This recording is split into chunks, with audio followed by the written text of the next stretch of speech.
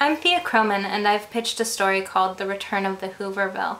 Now, Hoovervilles in the 1930s were shantytowns that were built all over the country by the huge numbers of families that were driven from their homes due to financial hardship.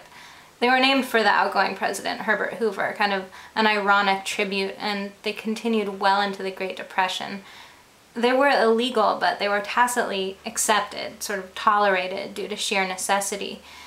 The contemporary economic crisis, with home foreclosures, crumbling financial infrastructure, and runs on the banks, have brought a lot of comparisons to the Great Depression.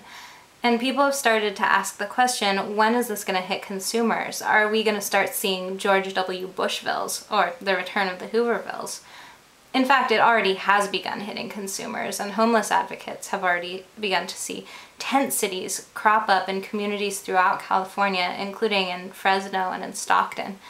The residents are often struggling families that have been pushed out of the housing due to rampant foreclosures and a tightening rental market. So for this piece, I plan to travel to these marginal communities in the Central Valley with a few basic questions in mind.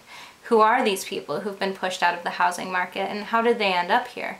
What's everyday life like in these communities? And like the Hoovervilles of the 1930s, have they begun to develop a sort of informal infrastructure? What are the prospects for these families? And perhaps most importantly, what is the long-term prognosis for this problem? Is this just a passing symptom of the current economic ills?